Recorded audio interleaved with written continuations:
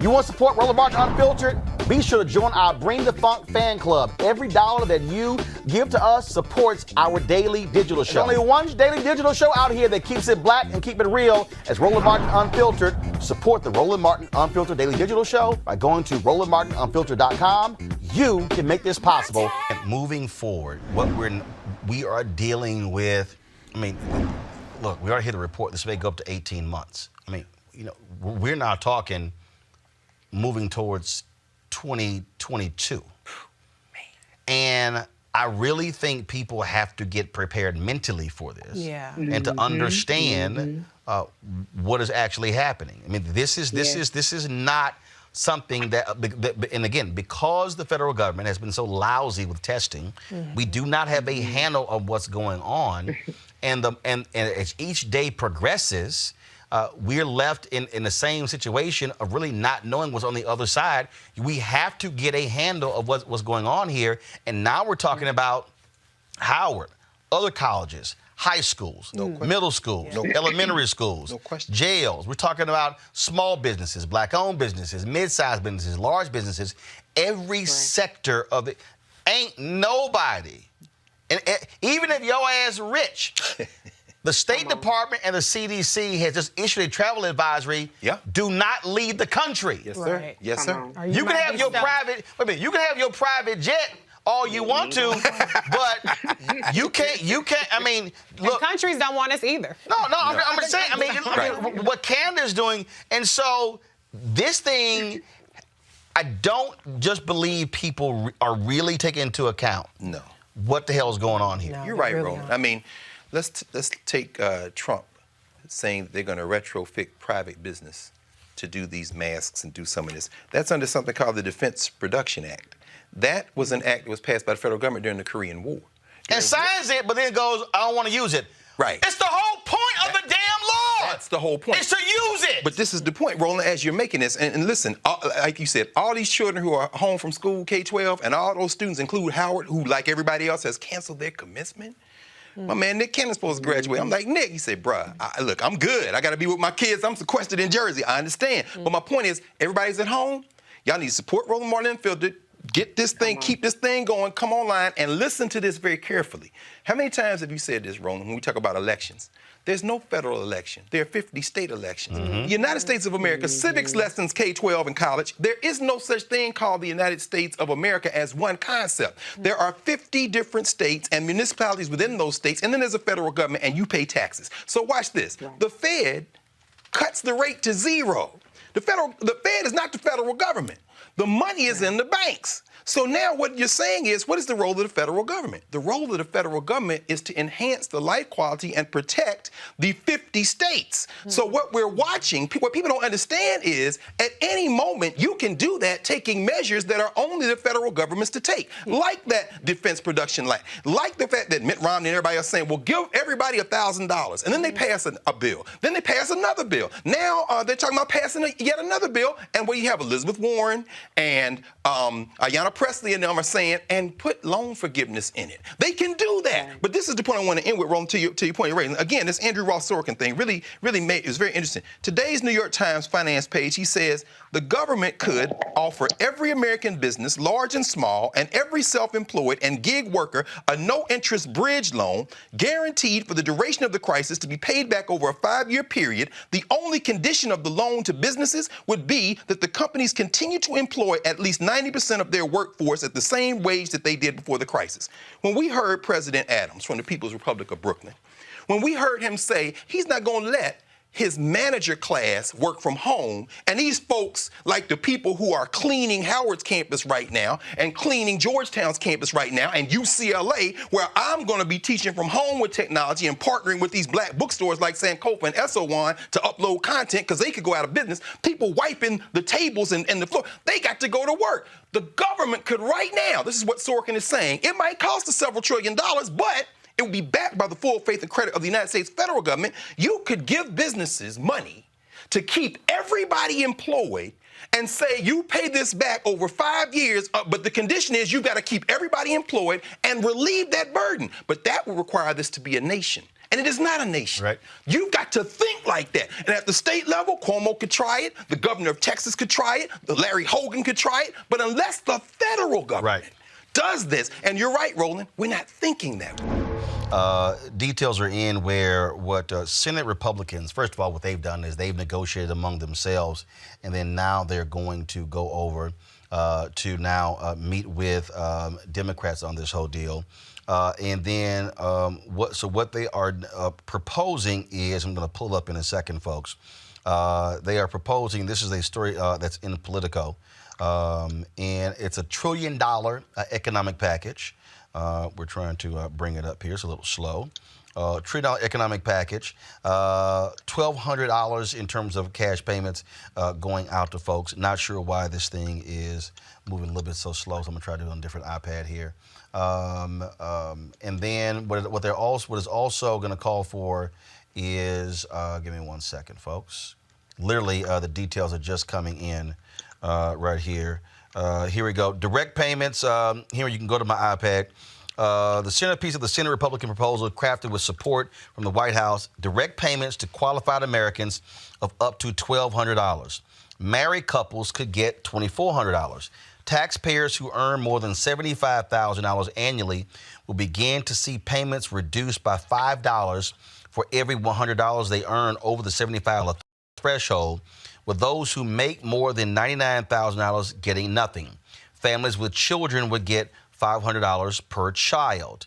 Now, the GOP plan also outlines provisions to give small businesses federally guaranteed loans, moving the income tax filing deadline from April 15th to July 15th, and that's one of the idea as well. Provide numerous tax cuts for corporations and financial support for hard-hit industries such as airlines. So let's unpack this. I got a problem, if you will, and here's the deal.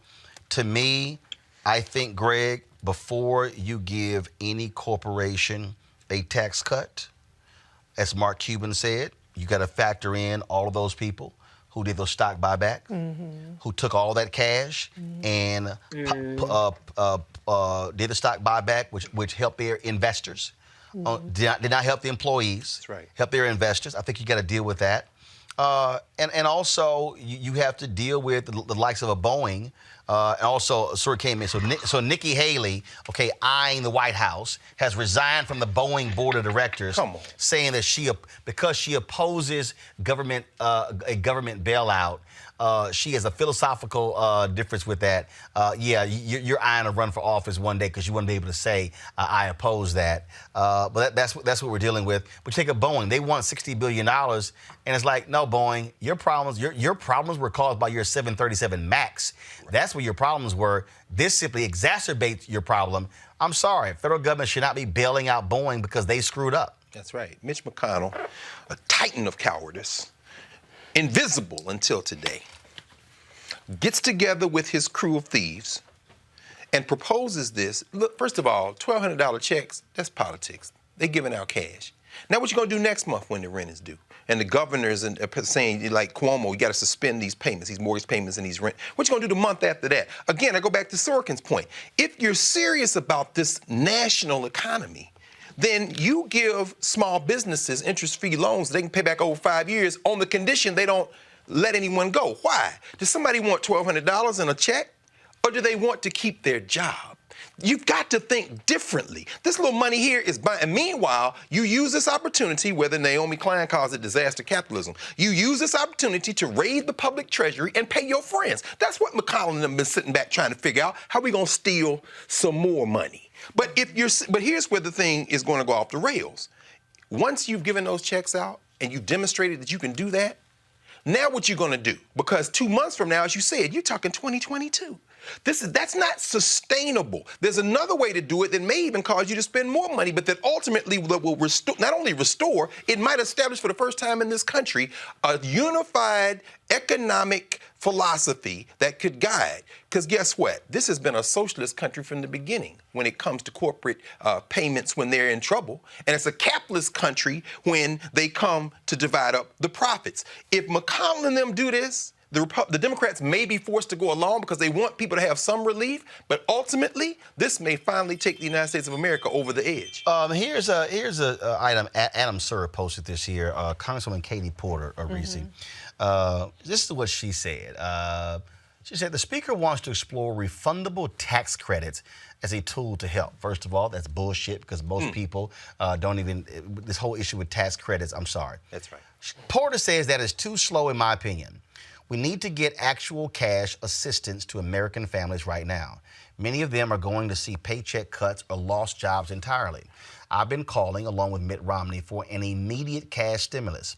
I shouldn't say stimulus because I really don't think it's a stimulus. It's a $1,000 cash payment to stabilize American households, to be delivered before that crucial first of the month, April 1st, when so many people's bills become due. And then, of course, Trump has said he supports it as well.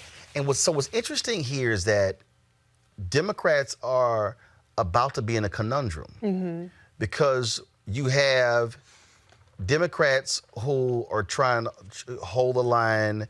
I saw one story where they have a $750 billion package. Yeah. You got Republicans over here talking about $1 trillion. Yeah. And so, to me, they're getting outflanked to some degree. And I think this is where you have to deal with these structural changes, these structural issues around the economy. And this is the moment. A crisis is always the moment. I said Obama did not seize the moment in 2009 when they could have actually completely changed Wall Street. No, they mollified them. This is a moment where they have to be thinking about this not from a short-term standpoint, but long-term standpoint. Your thoughts? But that's a very challenging thing because at the end of the day, Americans are. They hop on to what's shiny, right? So it's a $1,000 payment. There was a big flap yesterday because Senator Kamala Harris talked about her LIFT Act, which is $500 a month tax credit every month. So that's $6,000. Mitt Romney is saying a one-time $1,000 payment. People are like, she's to the right of Mitt Romney. So people just don't really get the difference between a permanent investment and the people that need it versus a one-time quick fix.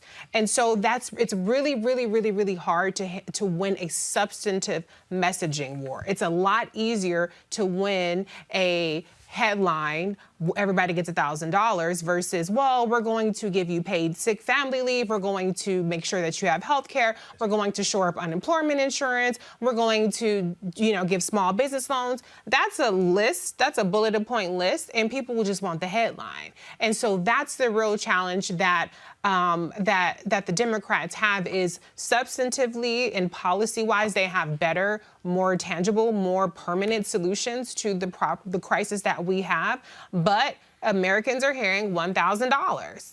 Now, they're going to complain about that, too. Because as soon as they get the $1,000, it's going to be, this isn't enough, da-da-da-da-da-da.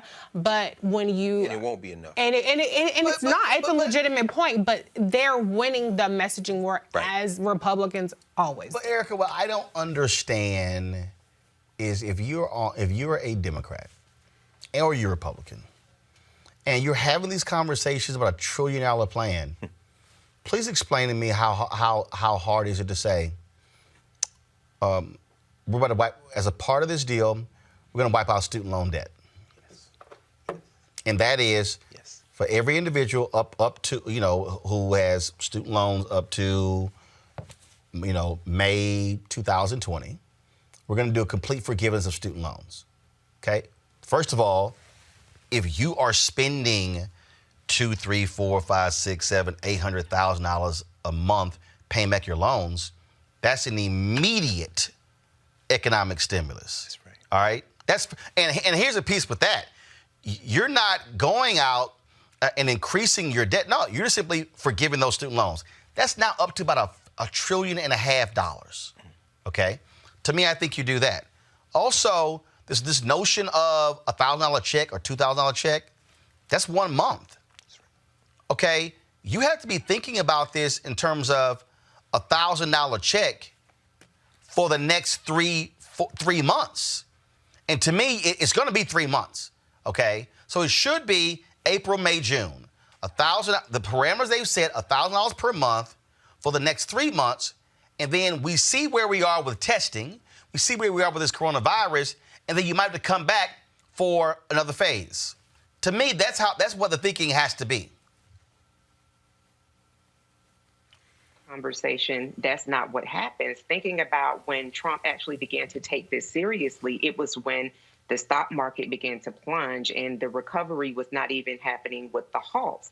So when you then also look at people who not only their paychecks support their households, but also other people as well, the forgiveness of student loan debt would definitely be a relief to those people and many other people. And so I think that this is really the time where people have to be paying attention. Reese talked about just folks wanting to grab towards the highlight headlines and not really getting into the minutia. And I think that because we're being steeled in a way, and you said 3 months, you're thinking 3 months, it could be even longer than 3 months, because if we're not still all tested by the end of that time, you're talking about another episode of a resurgence of this. I mean, because we're not in a place where we actually have our plane built, because we're actually building our plane as it's flying, we don't know yet. And then you're talking about vaccinations, 18 months, that's almost 2 years. So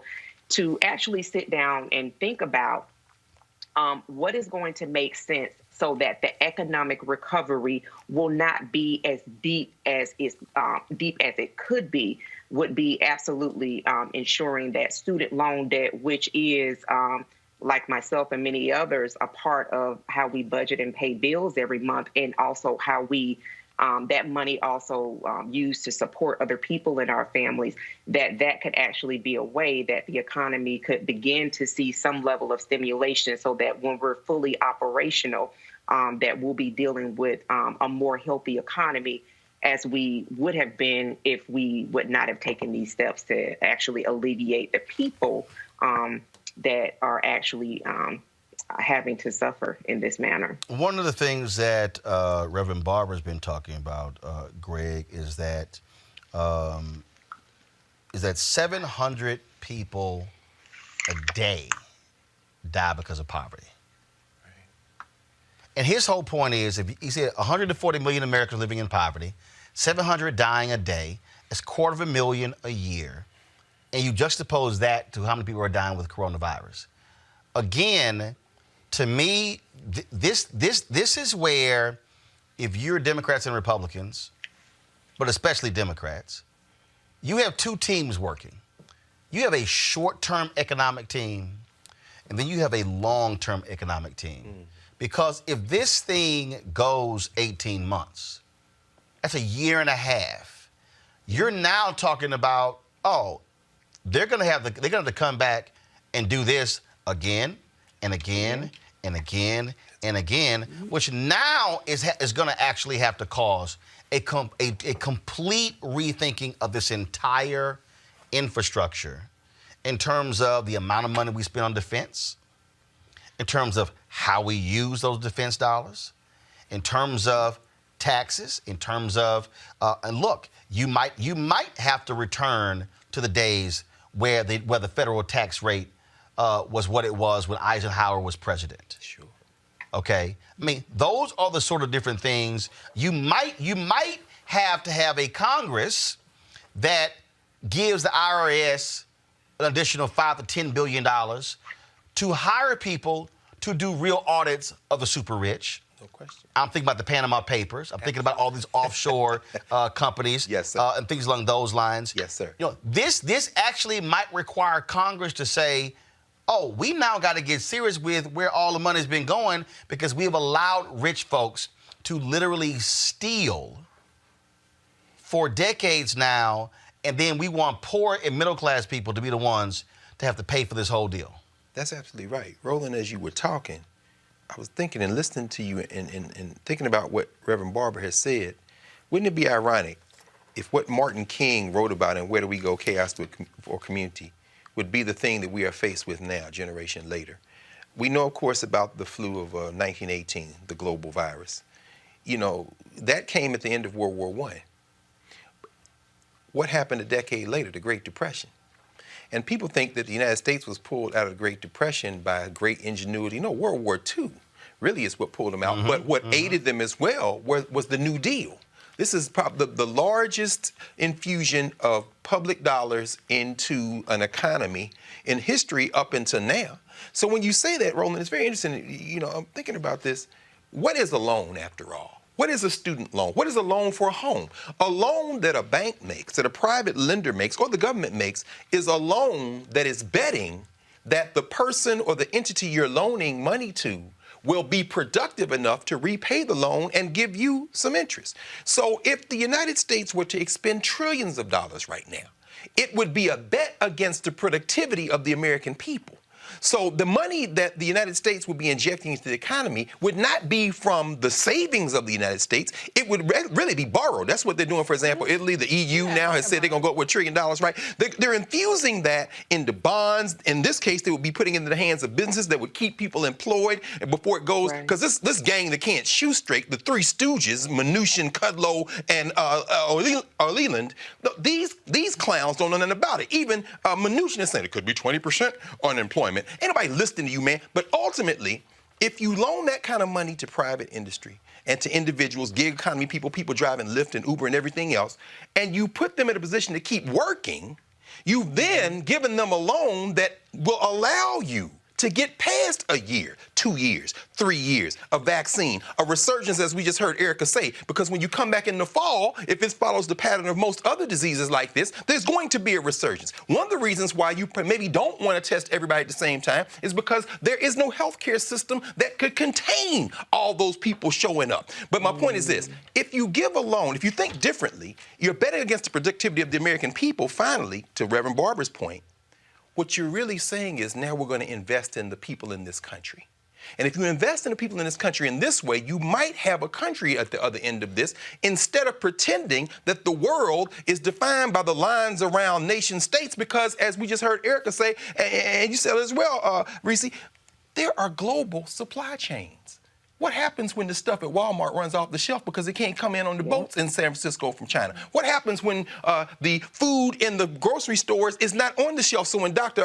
Calder tells us to eat fruits and vegetables, they're not there. Why? Because they can't come in from Mexico or Canada. Right. But you've got to think differently, to your point and to Barbara's point. And if you don't think differently, this whole thing could collapse. And now you got a problem because you can't bet against the full faith and credit of the United States economy, because the United States economy has been ravaged by the capitalists, by the elite, by the economic elite. These people got to think differently. Right. And Erica, again, what I keep saying is that what this thing is doing, it is exposing every facet of this economy. Yesterday, we talked about 40% of the kids in Dallas Independent School District don't have internet at home. So you got all these people all these policymakers who are making decisions about folks in terms of, pads and computers, and they make the assumption, well, everybody has internet, but they don't. All the people who were bitching and moaning early on about, well, what do you mean we have to keep the schools open to feed children? Because they didn't understand the number of kids who at school was the only place where they're getting getting at least 2 meals, breakfast and lunch. And so that's what this is doing. And again, I think you've got to have individuals who are in Congress. To me, if you're Nancy Pelosi, you got 2 work groups going on. You've got your short-term work group who has to deal with this pandemic over the next 30 to 90 days. Yes. Then you have another team who is saying, if this thing goes 18 months, we now have to be thinking completely different about this, because, see, look, unemployment applications, benefits, are exploding. Yeah. Where's that money going to come from? And so now you got to start looking at, again, this entire economy, and because what this thing is exposing, it is exposing the guts of the economy, and people are now going, dang, I didn't realize that. So you got 800,000 people who work for hotels who may very well be out of a job in a week. That's 800,000 people who are not going to have income, who are not going to be able to pay their mortgage or pay their rent or their light bills or their food bills. I mean, that's just that particular sector. We could go on and on and on. That's what this whole thing is exposing, and I think it's making it real for the people when Senator Burr sells off his stock, because guess what? His worth also is largely in that stock, so we know exactly what he was doing. I saw they pulled it. They said his worth is $1.7 million. Most of that was in the stocks he actually sold. So we know exactly what he was doing was protecting his money. Mm-hmm. Absolutely. And the most vulnerable are the ones who are going to pay the price for that. And then I'm thinking about all the college campuses that have closed, that have canceled. And so those students are coming back home if they have a home to come to. We also have first generation students who college is home for them, right? And that's how they eat. I think that when you're talking about exposing all the vulnerabilities of our democracy, that this is a time that we really see why government is important, and the ways in which government has had several social safety nets for all of us to protect all of us, whether we like it or not. I don't know anyone who really just enjoys paying taxes, but knowing that I am paying taxes so that in the event, or, for Social Security, Medicare, to ensure that hospitals have money, that schools are able to run as functionally as possible. Like, all of these things are the reason that we pay taxes, and that we're seeing now that there are people who, even as we speak, that even though we're in perilous times, are looking at ways to take advantage of the greater majority of the population, and they call themselves patriots. So I think one of the things that through this, as we continue to move through this, and you talked about those two different work groups, that this is also an opportunity for us to actually see what the functions of government are and have another level of appreciation of that. Because even while this crisis is happening, we have the census. A lot of people, I know I received my census notification a couple of days ago. We have the census actually happening, and that the census, those trillions of dollars to help protect communities and make sure that government is functioning, is at risk right now, because look at where all of our attention is being pulled. So I think that the House really, really, really needs to find ways. Reese talked about that messaging piece. I think that there really needs to be very, very strategic ways as well, that as we move through this pandemic and have a new normal that will be temporarily in place for some time, that we also do message the importance of other things that are still happening. We don't know, what the delays will be, but things that are still happening, that folks need to actually be participatory in as well. This also, Reese, exposes this Republican mantra of tax cuts, tax cuts, tax cuts. Right. Because at the end of the day, you have to have revenue. You have to. You have to. Yeah. And so that tax cut that was given, the corporations took it. 96% of the corporations took the $1 trillion and reinvested it right into a stock buyback. Yeah. And so they were selling it all. It's going to go back into the economy. It's going to go to workers. Never. They were not going to build enough facilities because, first of all, productivity was already high. They had not replaced a lot of the jobs that were lost because of the economic crisis in 2007, 2008. And so it's kind of like, oh, we can get by with less. That's what you're dealing with here. And again, I think at some point, you're going to have your big thinkers and the people who are in Congress who are going to have to start yelling from the rooftops, hey, we had better start thinking about this entire economy and how we fund it in a completely different way. I agree, but I also think that the onus is also on the American people, because what's going to happen is the Republicans are going to push through their tax cuts again, and the Democrats are going to be, all the pressure is going to be on the Democrats to fold, like they always end up having to do, because this more pressing hair on fire need needs to be met. And so the American people should be calling their senators right now, particularly the Republican ones, and they should be calling their Congress people and saying, we don't want money we don't want tax cuts for businesses. We want direct relief for the American people. We have to start stepping up. An election provided that we still have one, is in November. The earliest that we would even have a change in government is in January. That's a long time, so we have to work with the government that we have right now. What was trending yesterday? People versus Pelosi. Today it was people versus Schumer. And so this is where the Democrats that are actually trying to have a broader approach, a more effective approach, are being outgunned because the pressure is coming on them. The pressure is not going on Mitch McConnell. And people are, holding up Mitt Romney's proposal of $1,000 as like the holy grail.